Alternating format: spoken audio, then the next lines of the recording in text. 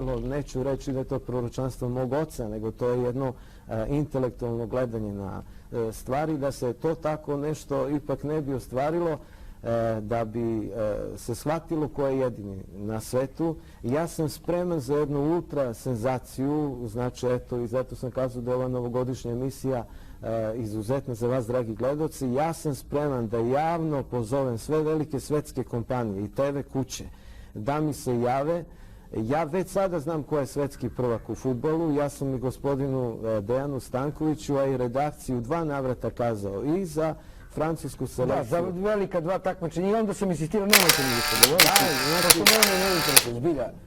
Takva vrsta, da ne kažem, klađenja, prognoziranja i tako dalje. Da, vi ste to javno kazali. Balast je to, veliki. Hvala vam. Ali i što se tiče Francuske, kada je postala svetski prvak, to je iz Zona sumraka objavila da sam ja u amanetu stavio redakciji tako nešto, a drugi puta ste, znači, vi to rekli javno u TV emisiji. Normalno zabranjeno. Zato što je to istina. Zato što je to istina, da.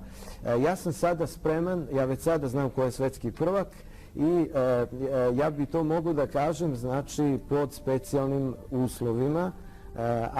Koji su ti? Da, eto tako, znači Narodno svetsko prvenstvo u fudbalu će se odigrati u Nemačkoj.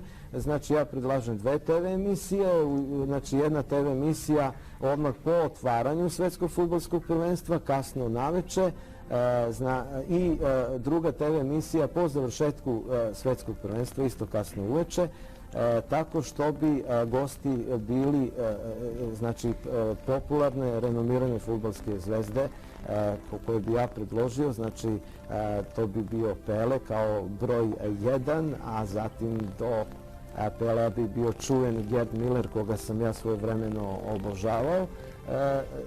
Znači, sada od aktivnih fudbalera bi predložio da se pozove Ronaldo i Zinedine Zidane, i tu bi normalno trebali da se osiguramo kad je sve to tako u pitanju, pa bi pozvali direktora, recimo neke jake banke, na primjer Raiffeisen banke. Dajem primjer, može neka švajcarska, ali eto, ovo mi je tako prvo u smislu predloga ne išlo. I normalno nezaobilazni Franz Beckenbauer, koji je u neku ruku i naše gore list.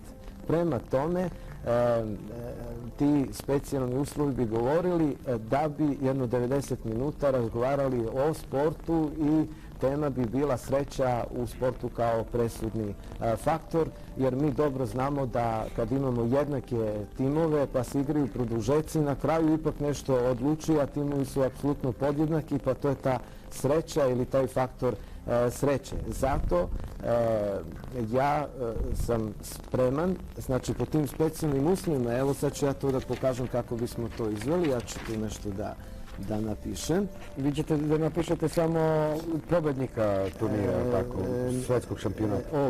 Ovako, to je samo primer, a to nije znak da je to zaista pravi pobednik, tako da odmah upozorimo mnoge TV gledalce da to na kladionicama neće moći da iskoriste, jer to nije tačno. Znači, to je to. Tako, evo, sad ja to... I to finalne parove pišete? Ovo su sada polufinalne parovi. A vi čak 4... A vi ste to spremni ste, znači, 2 para polufinalista, dakle da... To treba da bude ultra senzacija. Znači, to zaista treba da bude ultra senzacija i da se vidi zaista ko je jedini na svetu. Jer tako, znači, evo, ovako, ovdje ću malo da skratim, napišemo pune nazive. I ko je baš me živo interesuje, ko je četiri? Evo, sad ćete da vidite. Neverovatno. Evo, ovako. Pa dobro, to je izvodljivo, zašto da ne? To ste vi kazali, ja nisam. Ja bi, evo... A to su finalisti? To su finalisti, znači, evo, i u Nemačkoj, na svetskom fudbalskom prvenstvu, to bi ovako bilo. Znači, ja bi... Znači, sve kompletno, znači, od polufinala do finala. Ja bih zamolio kameru da zoomira, znači, ovo. Vrlo smelo, mislim, ja... Evo vidite ovako, normalno ja kažem da je to samo primjer, eto. A primjer je primjer, to nije znak. Znači, mi vidimo prvi polufinalni par će biti Engleska i Francuska, a drugi polufinalni par će biti Nemačka i Brazil. Znači, Engleska će dobiti utakmicu protiv Francuske, Nemačka će dobiti Brazil na produžetke, a onda... A vi čak i govorite, čak i rezultat. Ne, molim vas da se razumemo. Ovo je samo primjer. A to nije znak da su ovo učesnici oni koji će zaista biti. Znači, samo finale između Engleske i Nemačke će se odigrati kasno uveče i Nemačka će dobiti u zadnjoj minuti bukvalno sa 2:1 u Nemačkoj bi po ovom primjeru trebalo da svetski prvak u fudbalu bude Nemačka.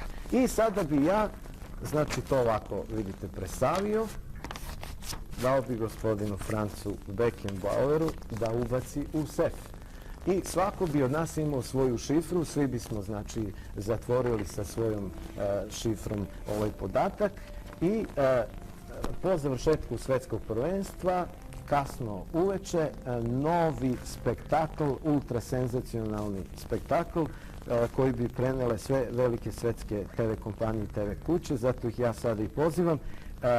Znači, svi bismo otvorili, ponovo bi bila ista tema, znači o sreći u sportu, 90 minuta, onda bismo svi otvorili sef i Franz Beckenbauer bi znači izvadio, otvorio ovaj list i pročitao i potvrdio ko je znači jedini na svetu. Boga mi svaka čast. Znači, večeras je danas